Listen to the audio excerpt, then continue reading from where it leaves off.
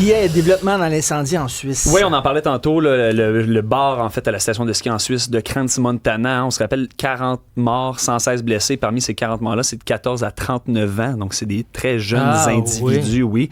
On en sait un peu plus sur le gérant du bar. Tu sais, il y a toujours anguille sous roche, parfois, dans ces genres de trucs-là. Puis en plus, c'est un bar. Hein? C'est pas nécessairement tout le temps les gens les plus...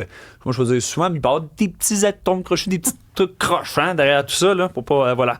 Et en fait, le gérant de ce bar-là, c'est un ancien proxénète.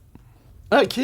Ouais. Tout ça pour dire que c'est un ancien proxénète. Ouais. Et en 2005, il avait été accusé justement de proxénétisme datant d'une vingtaine d'années.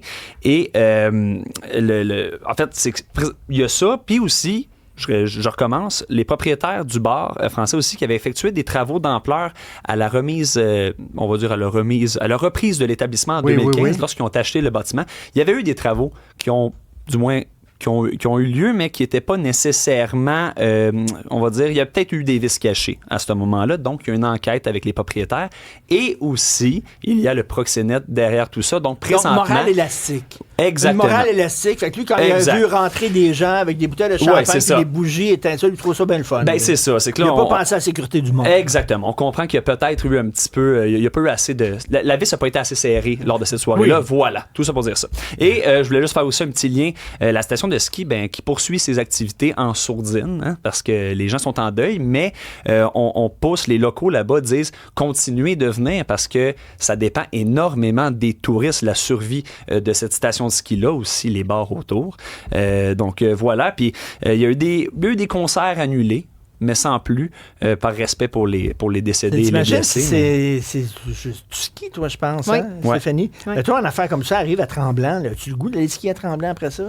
Ah, mais c'est un peu bizarre, là. Stéphanie, petit tour techno. Ben oui, parce qu'actuellement, à Vegas, c'est le CES, le Consumer Electronic Show, donc le grand salon mondial de la technologie où, les fabricants, justement, dévoilent des produits qui pourraient apparaître bientôt sur nos tablettes. Et on s'attend à quoi? Entre autres, oui, il va y avoir les grands géants chinois, mais les nouveaux fabricants chinois, par exemple, on sait qu'il y a une guerre commerciale entre les États-Unis et la Chine, donc les nouveaux ne seront pas là. C'est vraiment juste les géants qui sont présents au CES actuellement. Donc, c'est du 6 au 9 janvier. On s'attend à quoi? Évidemment, beaucoup d'intelligence artificielle, mais ce que j'ai remarqué, c'est qu'il y a beaucoup de technologies axées aussi sur la longévité. Donc, tu sais, des appareils qui peuvent nous aider à ce qu'on garde une bonne santé à la maison. Par exemple, il y a une brosse à dents, la Y-Brush, qui analyse notre respiration et qui nous permet de détecter des signes d'un diabète,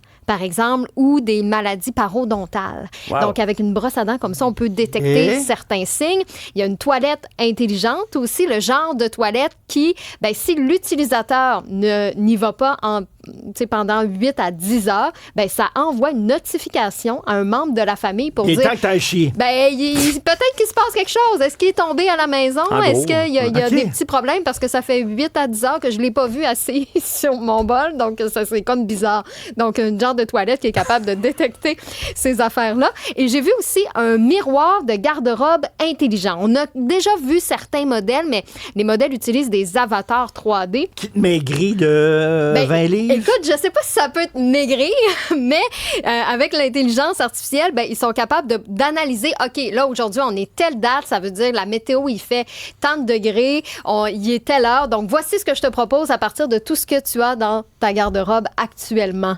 Donc, ça peut te proposer des looks et tout ça. Puis même qu'il y a un déshumidificateur dans l'appareil, le garde-robe, le miroir du garde-robe intelligent qui permet de maintenir les vêtements à un bon degré, une bonne température, un environnement du moins sain pour conserver tes vêtements. C'est quand même fou, là. OK, c'est comme un miroir qui te donne des étiquettes de mauvais goût, là, comme, voyons, c'est qui? Jean Héroldi. Jean Héroldi. Ben oui, qui donnait des contraventions de style. Contravention de style, ton miroir. Oui. Mais là, théoriquement, tu devrais pas en avoir parce que lui, il est assez intelligent pour te créer des beaux looks. Non, mais t'arrives devant le miroir là, avec des bas dans des sandales, puis il dit...